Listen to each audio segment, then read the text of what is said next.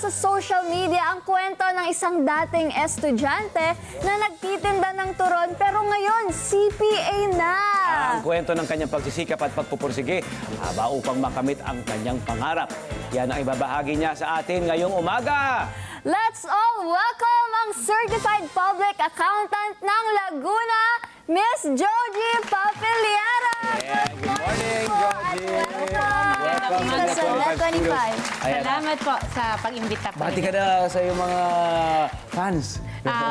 Binabati ko po ang aking mama po na nasa ibang bansa ngayon, gayon din pa ang aking papa, yung mga kapatid ko po na nasa bahay, and yung pamilya po ng aking boyfriend, si Mac Erwin Salazar, nakasama ko rin po dito. Ayan, nandiyan po yung sa likod. Aba, mahusay mahusay. Binabati ang pamilya ng ano Ganon din po mga katrabaho ko po sa Finance Department. Ayun, shoutout sa kanila.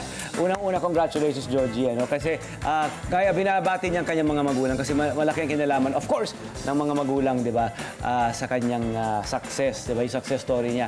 At ikaw nga ay CPA na ngayon, you're 26 years old.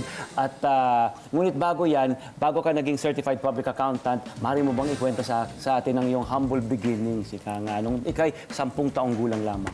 Ayun, bali nagsimula po yung realization ko, isang maulan na hapon po. Nasa bahay ako, kasama ko po yung mga kapatid ko. Pero yung mama ko po, naglalako ng merienda. Tapos yung papa ko po, nagtatrabaho sa isang factory. Doon po nagsimula na, bakit gano'n yung mga magulang ko, nagpapakahirap. Tapos ako, safe ako rito sa loob ng bahay. Hindi ako nababasa. Parang doon po nag-ugat na, kinabukasan, sabi ko, Ma, tutulong ako sa iyo. Magtitinda din po ako. Tapos sabi niya, sinong sabi sa iyo? Ano yung tinitinda niya? Banana Q turon po. Okay. Una po yun. So, sabi niya, sino nagsabi sa'yo? Opo, kasi parang at the age of 10, tapos maririnig niya po sa akin na magtitinda din ako. Parang nabigla si Mama. Ayun, Ma. Ayan. Kaya doon kayo nag-umpisa. Opo. So naglalako kayo, gigising kayo ng maaga, tapos kayo gagawa ng turon, banana Q. Aba, may banana Q pa pala. Tapos nilalako nyo na yun. Opo.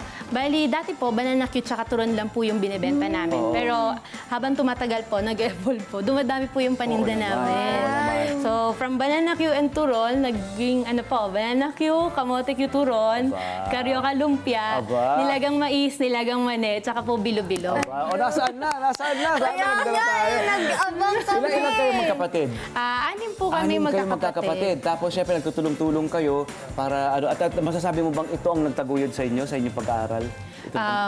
Ito pong pagtitinda ay pang tulong lang din po. Pandagdag din po sa Tumulong kinikita namang po taguyod, ng papa ko. Kasi syempre po as factory worker, parang hindi po sasapat yung kinikita ni papa para po sa aming buong pamilya. So, to the point din po na sa sobrang gutom po naranasan ko po noon. Tandang-tanda ko pa hanggang ngayon yung pakiramdam. Umabot na po ako sa puntong, Lord, kahit 3 butil na lang ng kanin. So parang sa sobrang gutom na yon, parang ay, hindi ako papayag na hanggang paglaki ko ganito ako. So, doon po nagsimula yung pagpupursige ko. Mag-aaral ako mabuti. Yun eh. And nung pag naglalako po ako, di syempre, babad po ako sa init ng araw. May 2 pong basket, may backpack pa ako, tapos may 1 litrong suka. So, sa tindi po ng sikat ng araw, 3:00 po ng hapon ako nagtitinda kami ni Mama. Sabi ko, After school to? opo. After school, Tsaka pag bakasyon po. Pag-bakasyon. Ngayon po, dahil sobrang init, sinabi ko sa sarili ko na, paglaki ko talaga, dapat nasa DR ko na ako magtatrabaho. Yun eh. Yung mga motivation Ayun po. natin, mga di ba? At ikay nagpursige nga mag-aral. At itong pagiging CPA mo, pagiging accountant, talagang itong talaga pinupuntirya mo, ika nga, nung bata ka pa. Doon po kasi sa scholarship po na ina-offer, doon sa pinagtatabuhan po ng papa ko. Nung time po na yun kasi, parang 3 course lang po yung pwede. Accountancy, BA, tsaka po engineering. Doon po sa napili ko pong school kasi malapit lang. Kasi alam ko po pag nasa malayong school ako, di ako araw-araw may pera or may pamasahe. So, doon na lang po sa malapit. So, based po doon sa pagpipili, sabi ni Papa, mag-accountancy ka na lang. Sabi ko, sige.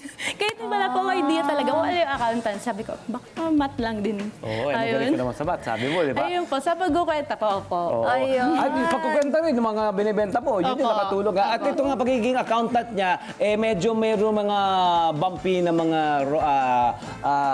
kalsada at mga tinahak mo, no?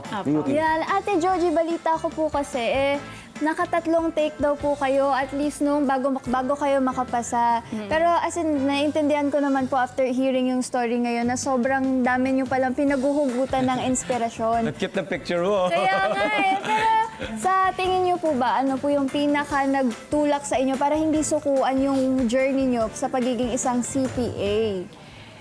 Nung nakikita ko po yung magulang ko, nung unang take ko po, gusto ko pong masabi na, Mapa, CPA na ako. Pero nung unang take ko, hindi ko siya nasabi.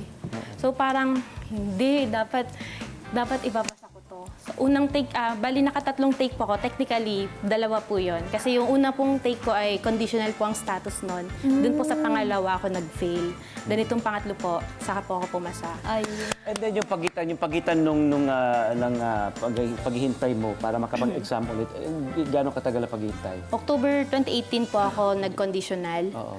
May 2019 po ako nag-fail. Tapos, nag-work po muna ako. May ilang buwan ng pagitan. So, years po. Kasi from 2018 to September to October 2023. Oo, 5 pero ibig sabihin, yung may pagitan din between 2018 and 2019, ilang buwan ang pagitan, naghintay ka October to May 2019. Apa. Pero nagtagal after 2019. Apa. Oo, pero nag-work ka. Nag-work po ako. Oo. Sa mga nakikinig sa atin sa Radyo Agila, pinapakita natin kanina, kaya sabi namin, ang cute to, kasi yung picture nila, yung graduation picture ni Georgie, nakatoga ka, pero dala mo yung basket. Yung ba yung basket na ginamit mo sa pagbebenta ng turon? Yes po. Oh, ayan, oh. Yung picture po na yan ay after po ng graduation ko. Oo. Kasi ako po ay, binavalue ko po talaga yung lahat ng mga paghihirap ko. Kasi para sa akin po, lahat yon ay parte ng isang magandang storya. So sa chapter na yon, dyan po sa picture na yan, napagkasunduan po namin ng boyfriend ko na magpa-picture ka, tara, pa-picture tayo. Kasi talagang mahal na mahal ko po yung paglalako ko. Kasi doon po ako nagsimula. Then, suot ko po yung 3 ko pong medalya. Ayan. Medalya. Opo. Ay, yung mga medalya mo, mula sa... Sa San Sebastian po, yung sa school ko po. Oo. Bali, I graduated din po na cum laude and batch po.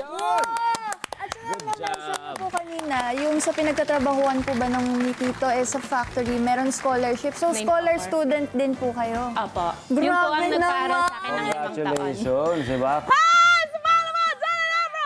Mga Kanet 25, this is Love Anyo Verbo.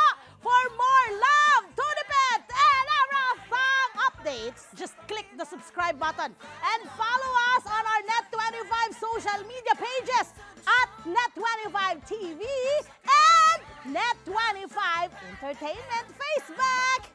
See ya. I love ya.